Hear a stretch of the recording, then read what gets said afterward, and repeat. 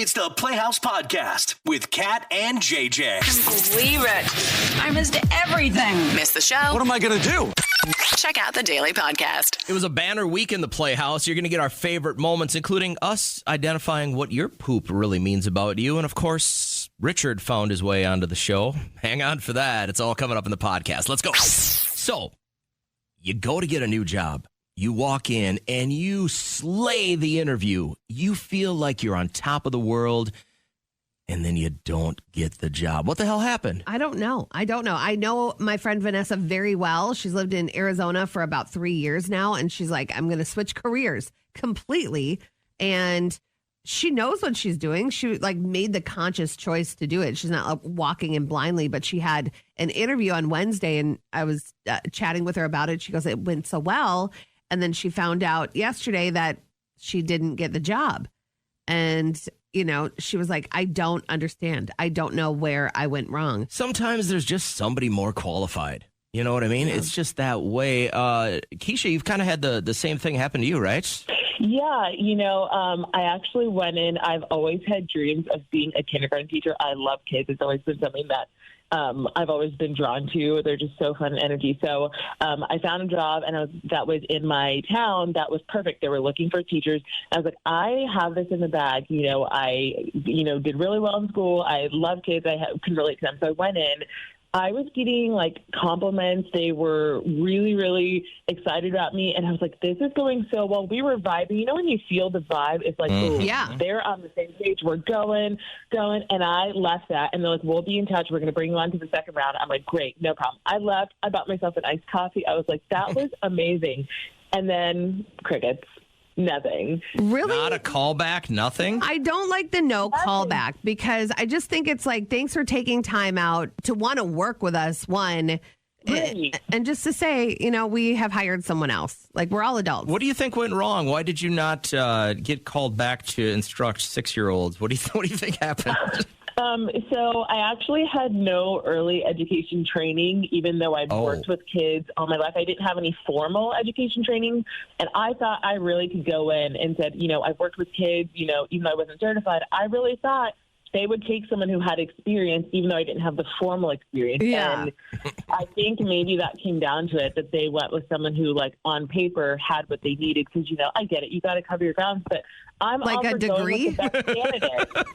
Yeah, because people major in early childhood education. Yes, they do. But if you have a candidate that's more qualified, even if they don't have it on paper, why wouldn't you go with the more qualified person? Well, okay, so hold on a second. I appreciate you calling, and I understand where you're coming from. But this is like me walking in to Delta Airlines headquarters and going, listen, I could be an amazing pilot for you. I have all the qualities you're looking for, except for pilot training. But I could really, really do a good job. I could welcome people. I look good in that shirt, put the little wings on me. I wear a hat well, all of these things. Yeah. But you got to have some kind of training to get in there, right? I do think if you are great with kids and that's what you want to do, make that happen for you. But you do need to have the proper degrees. And most of the time, if you go to a website, if you go to my kids' school's website, they list everything that they're looking for. And then the qualifications. Have you ever had this happen to you, though, where you walked in, you killed the interview, and you didn't get the job? Nah. So this was super embarrassing to me. This was before I took this job. I had applied for a gig at a radio station in Dallas. I get the flight down. You get the black car outside the airport. No you know way. what I mean? Yeah, that was super cool. Nice hotel room. The next morning, 9 a.m., you go in, you meet with everybody. I'm killing it. They go over my audition tape. They're like, we love this and this and this. And they're like, we will definitely be back in touch. Yeah. And boom, I spend the night there. They take me out on the town. We have a big steak dinner. It was awesome. And I'm like, how many people are you interviewing? They're like 3. We have 3 people we're flying in. And I'm like, I got a 33, but I'm me. Yeah. I got like a 95% chance, right? So I get back, I'm on the plane, and I even use one of the, remember you could use the phone, use your credit card to use the phone on the plane? Wow, old and school. I call my wife, and I'm like, start packing. We're moving to Texas. Let's go. And this was on a Friday. I'm coming back, and I call them on Monday, and they're like, we're making our decision today. We'll get back to you. Yeah. Tuesday, I get a text. We went with someone else. Oh, that's real. And I'm like, you got to be kidding me. Now, did they go with someone with the same initials as you? they did go with someone with the same initials as me. And he was much, much better, and he deserved that job. But it's a killer when you think you got it in the bag, and then there goes the rug. Man, and I should have say he's much better. I should have just never told anyone. If I would have just told my wife, I thought it went well, let's see what happens. You think you jinxed yourself? Oh, for sure. But I jinxed my own ego. Yeah. Like when you're telling everyone it's in the bag and then they go with someone else, what a killer. I felt that big. Sarah was on hold and I buzzed right past our follow-up on bingo. And you guys have like this monster road trip planned, right? Well, we have one planned for this summer. We are driving from Minnesota to San Diego. Gee. Okay, and how many times are you going to like stop? Do you have those stops planned, like where you're going to sleep overnight? Not real specifically as far as lodging, but we have an electric vehicle, so that kind of forces us to stop and see and hang out. Yeah, I think you have to think a lot more than I would. How big of a group of people are going to make this journey across the country? It will be my husband, my 11-year-old, and my 4-year-old, and myself. Oh, my God. Are you a sadist? You're not you're not like a let's look out the window and play a game kind of mom. You're like an iPad mom, right? Because that's like only way that you could survive that. I think you have to do both. Otherwise, you get a little crazy. Listen, more power to you, but I never. And how long is it going to take to get to San Diego? I think we're going to leave on a Monday and get to California on Wednesday. You're going to get there in 2 days with an electric vehicle and then stay for a couple of days to turn around. So you're trying to do most of this in like a week? Well, it'll be all day Monday, driving all day Tuesday, all day Wednesday. Oh, my God. Yeah, it'll be great. Well, you keep telling yourself that because I want to hear from you when you get back. I want you to call us the morning you get back, and I want to hear. I'm going to save this. I'm going to put it aside here on my computer, and then I want to hear your voice when you get back to hear how frazzled and absolutely insane you are. That sounds great. I'll be happy to report back. And look at their dash trash.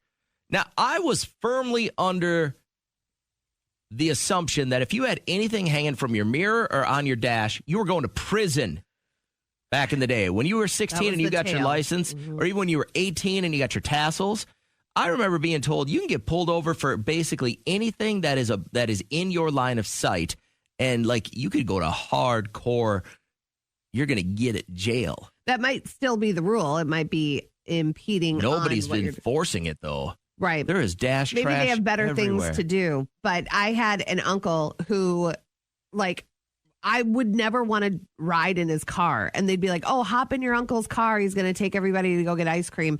And I'm like, I don't want to go in there. It's so gross. He would go to like a drive-through and he would eat and then he would crumple it up and he'd just throw it up against the window, against the dash. He would have like when detectives case a joint and they have coffee cups up there, like that's what it looked like. And I'm like, what is wrong with this guy? Why can't he just throw it in the garbage? Hey, Josh, if we were to look on your dash right now, what would we see? Quite a few rubber ducks. Okay, so you're that guy. What's the thing with the ducks, man? Explain this to me. It's a Jeep thing. Okay, right? So I work, it's not just a Jeep thing anymore, actually. I work at a store that sells a lot of rubber ducks. The whole thing started actually during COVID. There was a lady who liked Jeeps, and she started ducking, as it's called, other Jeep owners that she liked the look of their Jeeps, and it just kind of spread like wildfire from there. But it's really turned into almost like a pop culture thing where you can show off, I'm part of this fandom, right? I like, this kind of thing. And so I've got ducks that look like Dracula. I've got ducks that look like Heath Ledger's Joker. I've got, it's really just kind of me expressing, the things that I've enjoyed as a child and that I enjoy now. Well, correct me if I'm wrong. Isn't it like a trading thing? Like, don't you trade with other duckers? So that's part of it. That's part of it too. Okay. There's you can do that. A lot of people have. I guess, dash trash that just stays put. That's part of, like I said, expressing the fandom. And then they have smaller ducks that they just hand out to one another. That's like, oh, hey, I see you've got one I like. Here's an extra one to just show my appreciation for what you have. Yeah. A couple questions come to mind here, Josh. You only have 2? I have many. Number one, do you have kids? Yes, I do. And are they part of this, or is this only Dad's thing? No, they're part of it too. Okay. I've got some up there that are ones that remind me of them. So while I'm driving down the road, I can look over and I see, this one duck that my daughter picked out when we were at the store. So. Which is crazy because I look cute. when I'm on the road and I see people in really, really nice, awesome, expensive sports cars, and I think about my kids all the time too. And if I didn't have those, I could have a Lambo. how I would be driving that Porsche as well. Hey, last question I have for you is: have you ever been pulled over because of this? Because I was under the strict understanding that if you got stuff on your dash, you can get pulled over. No, actually, I was in an accident not that long ago. I got sideswiped. And Do you think it was a duck hater? Do you think it was just somebody that hated ducks that was targeting you? I ducking hate 100%. you. 100%. Yep. But the cop that came to the accident looked and he goes, "Those are awesome." Yeah. I just Are they taped down? Little Velcro Yeah. squares? Okay. Yeah, I got some 3M strips and put on the ducks to hold them in place on the dash. And I think that's a big part of it because they don't want them flying around Right. while you're driving. Yeah, that would be a distraction. Josh, you have put more thought into your ducks than I did my entire adult life. I say Well, kudos. I'm advertising part of it too. Listen, hey, go on with your bad self as long as it makes you happy. I appreciate you sharing with us. Have a great morning. Yeah, you guys do. Take care. All right, so we got the ducks on the dash trash. People have been sending us texts with the pictures of what's on their dashboard. Yeah. And it gives me anxiety. Like my vehicle is clean in front, in the back, baseballs, footballs, baseball gloves, tees, everything. But if I had that stuff on my dash, I would have genuine panic attacks. Mm-hmm. What we've learned this morning is that Kat has and I don't want to equate it to a drug addiction because I haven't had a drug addiction, but when you tell me that you get the shakes walking by your kid's lost and found table at his choir concert, like you have to grab one of those awesome water bottles, and then guys, what she does is she goes, "Hey, Liam, is this yours?" And he'll say out loud, "No, Mom." And she'll go, yeah, it is. And then she'll just take this it. one. Yeah. Perhaps you don't know which one I'm pointing to. I'm very surprised at the people. Now, we've only had a couple of people call in. They didn't want to be on the air that were like, yeah, I do this too. I take all sorts of stuff off there. I do not take all sorts of stuff. I do not go shopping. I don't have a bag to put a bunch of stuff in. Every now and then, if it's something where I'm like, ooh. Well, and Cody, I appreciate you holding because as far as what I got, the information in the studio, the word shop was being used. And this is your wife, right? Tell us about it. We had an incident just the other week where my son was at practice and another parent came up to me and said, "Oh, my God, I love the sweater he's wearing. It looks exactly like the one that my son had just lost." Yeah. And, I thought it was interesting, but, there was just that thing in the back of my mind, like, I should probably bring that up when I get home. And what'd she say? And sure enough, she said, yeah, as soon as I went to pick him up, I went for the lost and found to see if there was anything interesting, and she found that sweater and just grabbed it without even thinking twice about it. So listen, there are some rules, by the way, when you go shopping in the lost and found. You never grab anything with initials on it. Sure, or names, yeah. And you just try to grab something that a lot of kids have, like a regular gray sweatshirt. You don't have anything with logos. I have done a lot of things that people would say are borderline horrible in my life, but never once have I gone to my kid's school and taken something out of the lost and found that wasn't ours. Listen, if my kid loses his stuff and somebody else takes it, that's on my kid. My kid lost it. He didn't keep an eye on it. He should have. It's on him. I mean, kids are going to lose things. You might want to at least give it some breathing room before you snatch it. This was the next day. You give it at least a week before a kid so he can find it. You instantly knew it was your wife, huh? Immediately. This is a huge problem for her. She she's shopping at the Lost and Found more than she is. Like, I get thrifting, but this is the next step down. Let's talk poopsies. Okay, not for very long, but I did want to get this audio on because when I heard it, I'm like, there are actually a lot of people as you get older, like high school, you don't talk about this stuff. Even in college, you're like, I'm cute. I don't do any of this. But like as you grow older, it's kind of a conversation. I have never met anyone who's had this rabbit pellet like poop and enjoyed it. This poop is getting a little bit better. You're moving in the right direction. You're drinking enough water when you have a poop like this. But right here, this is the sweet spot. Sierra You've had Brown. this poop, you've probably had a wifeless wonder. Down over here, we're getting a little looser. I actually think these poops are wonderful. If you are truly meeting your fiber goal, you're going to live here or here. So It is so interesting to see what you intake and what you output and like link it all to your health. when It's was the crazy. last time you ran to the bathroom with your hand over your butt? Oh, it's been a while. Mine I was try not to yesterday. put. Oh, Yesterday, okay. 2:12 p.m. Can you trace it back though to something? Yeah, so the pre-workout I take, if I don't have enough food in my stomach, it kind of like it's effervescent, right? Uh-huh. So like it kind of gets bubbly, and then in my gut, like about halfway through my workout, it is a move now or you are in trouble situation. So we have a Wow. gym in our shed. It's maybe 50 yards from our house, and I felt it. Like I sat up and I was, Yeah. and I had to do that run. I'm sure it's on my Ring doorbell where I had to do that run where I'm like really clenching. Yeah. And you're afraid to take too big of steps.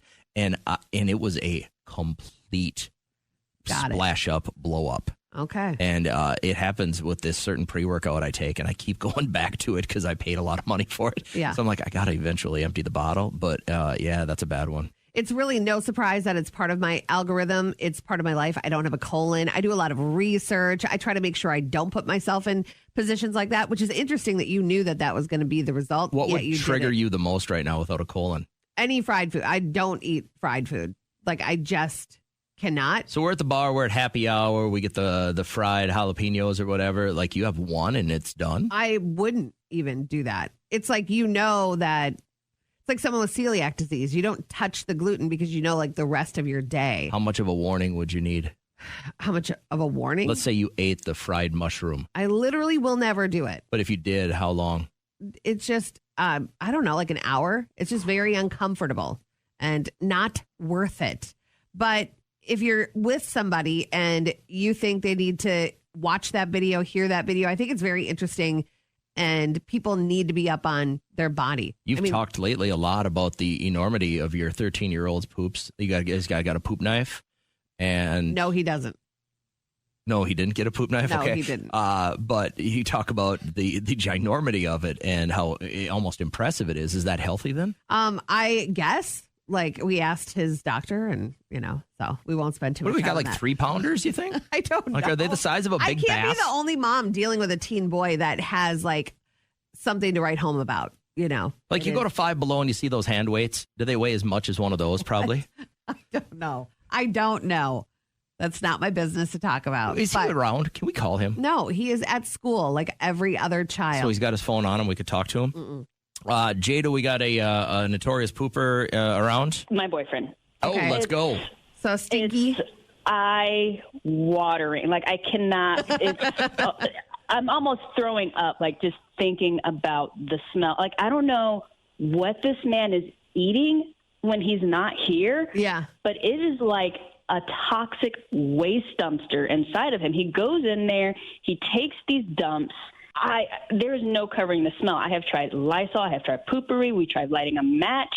I'm considering just putting an outhouse outside of the house and making him use that. Like, he cannot be in this house stinking it up like that. You Like, should send one of your the cultures in. Like, my husband just mailed his in the other day. They For colon cancer? let him know he's good to go until the next year, and they'll send him another envelope. It really is that easy. He doesn't have to go in and do all the Hold the on. If you got sampling. stinky poops, doesn't necessarily mean you're. But they can check your cultures. They can say, you know, you have an imbalance here. You're eating too many acidic foods. That's why it smells like that. really? You know, so that would be really interesting to learn about.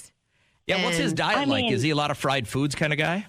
At the house, he eats healthy, but I think he's sneaking something when he's not here because it's so bad. Like, it is vomit-inducing. Like, I'm interested in this mailing off your poop because like something is wrong with him. Something may be medically wrong with this man, and I'm growing concerned.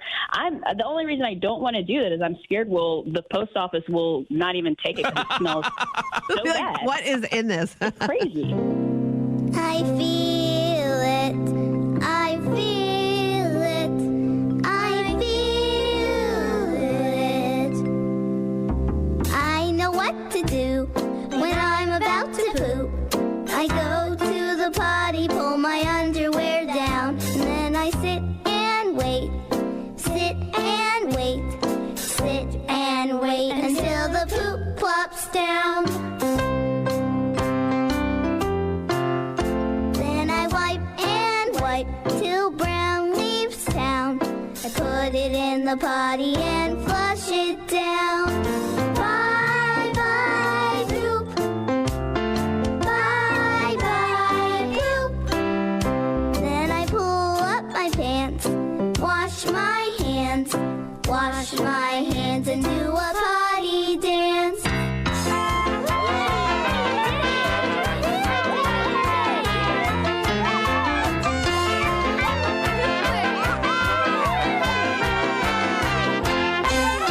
Good morning. It's Cat and JJ. Good morning, JJ, my ultimate bestie. Richard, what's up? Sorry for getting so pissed off at you lately, but that show is hard to take in. Something's off with me? No, I just miss when everything was copacetic without the inter-office meanness and... Who's mean to you in our office? Like everybody. You talk to everybody we work with? Richard, when are you in our office? Like from home. So... Like everybody's mean. Intra-office. Yeah, intra-office. Gotcha. And they're mean to you? Who's being mean to you? You. Because you're playing the opposite side of this. And you should play the actual reality. Do we have time for this? What is your actual reality, Richard? Lay it out. Go for it. I am stuck in an apartment situation that looks more like a group home, yet I pay rent, I'm a taxpayer, I collect money, but yet still I'm broke. You know what I mean? And I've been denying you that? Well, I just want to see that you are happy in life. I'm that very this happy, station super actually content. does care about people. I care about lots of people. A paid listener on their team. Richard, I don't have a job to give you, and you've been calling our radio station for over 10 years with legitimately nothing to say. Why would I hire you? Because you like me. No, that's not the case. I don't know you. You should meet me. Oof.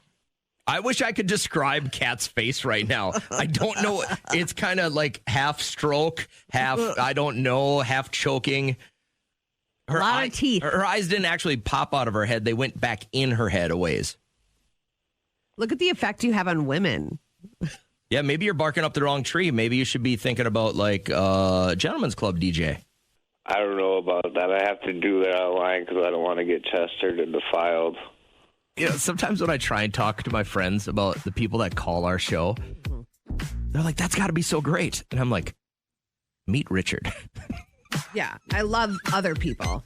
And then he'll pop up at like the worst times. I'll let my guard down and be like, we haven't heard from Richard in a while. And then I'll be like, oh, I'll relax a little. And then boom.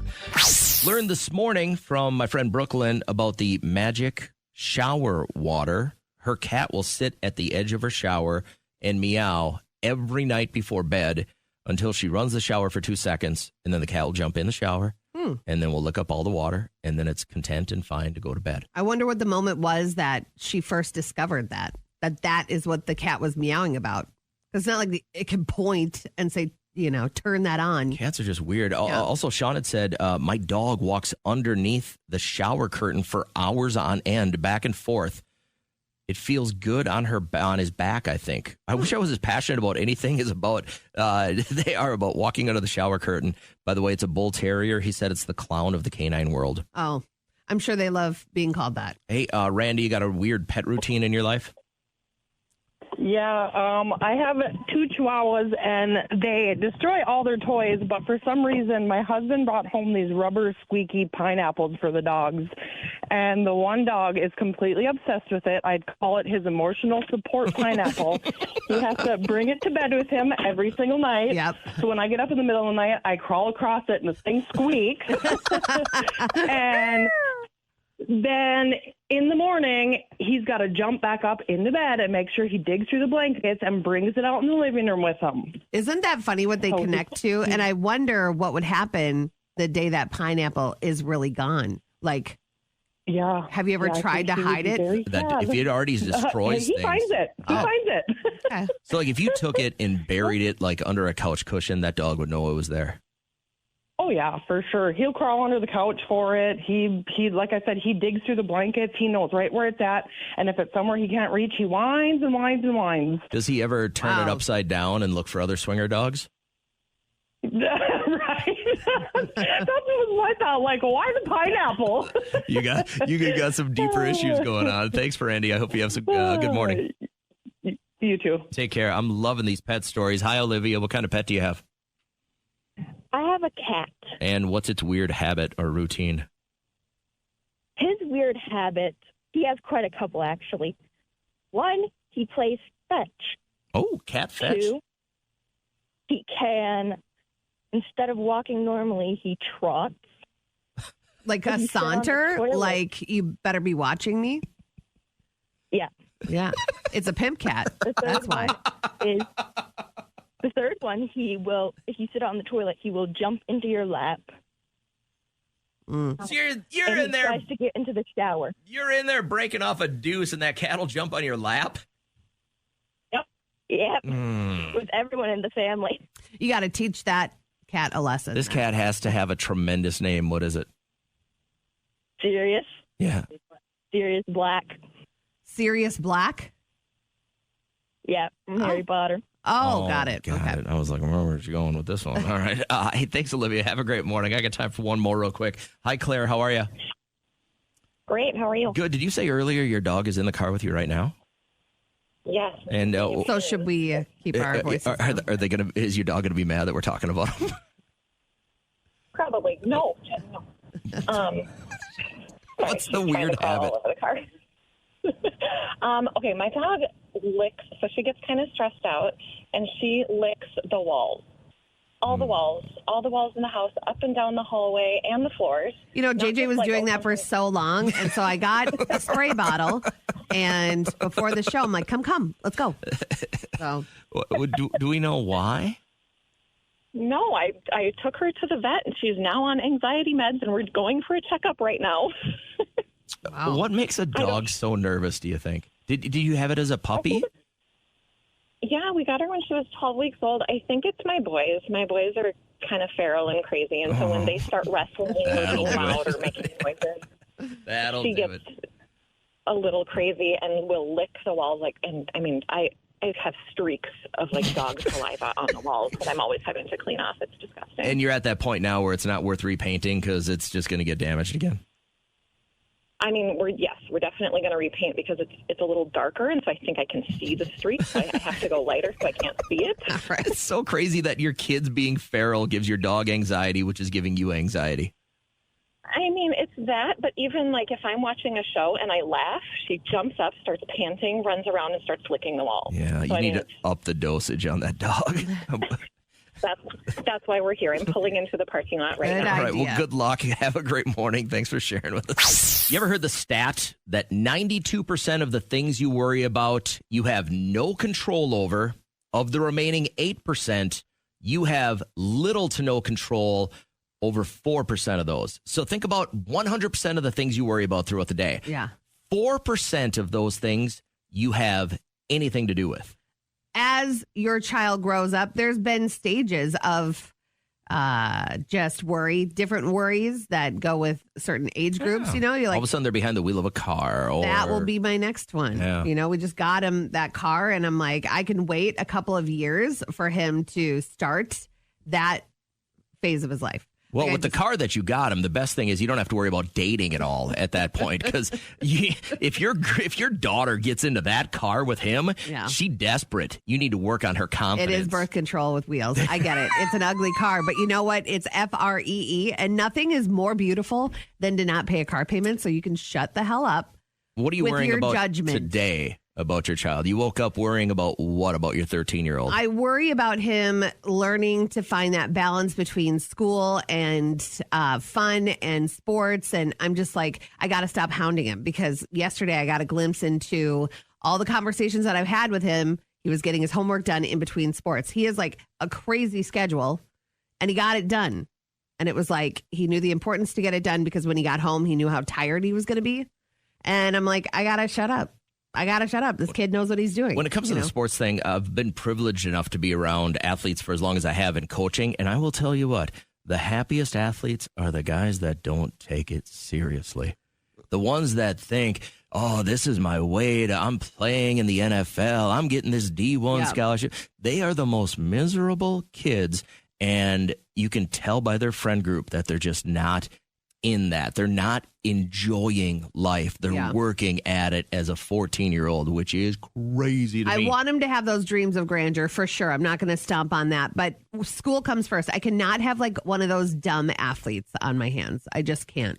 So. I want to say good morning to Melissa, who's sharing a real concern. She said, sending them to school is my worry, especially considering our school was canceled yesterday because of threats. Yeah, that was the New London Spicer and Wilmer area. All over the news. Melissa, valid concern. Boy, I think about it a lot. I really do. And now that I'm a month away from not having any kids in high school anymore, or in the school system outside of college, but I think about that a lot. Like if I was to have kids right now, if I was to be starting my family, I get when people are like, I don't want to send my kids there. I get it. Yeah, I understand. They're It's just like crazy. Every age has a different level of worry. Cody, appreciate you holding, man. What are you fearing right now about your tween? My biggest fear is she's going to have an attitude like her mother. Oh, God. Are you already seeing like little glimpses of that? Oh, yeah, big time. It's my love of Latin women. It's a gift and a curse. Oh, man. You got a little spice. That's another show. Morning, it's Kat and JJ. Can we recap this text real quick? Yes, this was from Sammy after our show yesterday.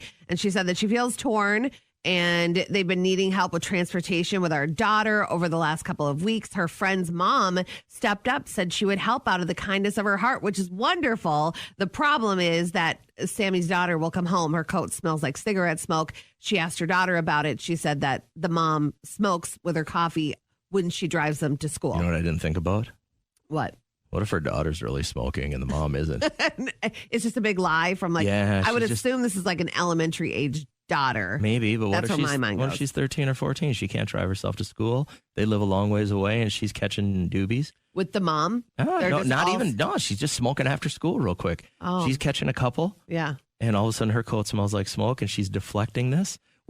That's, I guess, probably a good lesson. That's why you don't go blow this up right away. And, you know, I wouldn't blow it up, because it won't be a factor in my life when I find my daughter a new means of transportation. So it's like, if I can just lie, find somebody else to bring her for the next, because they only need one more week of help. So, Jada, I appreciate you holding. Let me get your thoughts on this. I mean, I think it's crazy. You know, I thought, I appreciate the help, and I love that she's willing to do this. It's great, but smoking in the car with my little kid, it's insane. She comes home every day smelling like a biker bar, and it's insane. Like, she's a little girl, and I'm thinking about just like her lungs and her health, and it's 2026. I don't even know who smokes in the car anymore. I was going to say the like exact this. same thing. It's 2026. Who still smokes in the car? Even if it's your own kids. Number one, I don't get it. But if it's someone else's kids, what the hell are you doing? I'm so happy that you're listening right now and can relate to this situation. So this is actually happening to you right now, too, which is super strange. I think that it's just I don't know. Is there any way that you can find different transportation for your daughter? Because it doesn't look like this email she can. You're just going to, how do you deal with it? I mean, I think I'm going to have to just ask another neighbor if I can, because it's unacceptable. Yeah. I want to talk to her, but it's also like she's doing this out of the kindness of her heart, you know? Well, and for me, the other thing is it's not like this is a controversial subject. You know that that's hurting her. Like it's not like. But I don't know. I know they know this, but I don't know if like it's to a level where you care very much. Is bad for you. Any level of secondhand cigarettes. Level of caring is what I'm saying. Caring. Like, I don't think they're at any level of rationalizing. They're like, well, you know, I'm helping these people out. These are the type of people of like, it's my car, I'll do what I want. Yeah. And I feel like with the email and then your situation might be a similar kind of thought process for these people. It's crazy to me because it's like, you know, you're an adult. If you want to do that to your body and your lungs, that's fine. But, you know, it's kids. You know, they don't have a say in it. She's not old enough. She doesn't know, hey, like maybe can I ask, like, can you not do that around me? My mom doesn't like it. Can we roll down the window? Right. Something like it's crazy. And what if your daughter goes, that looks cool, I'd like to try it? Oh, my gosh. That's even worse.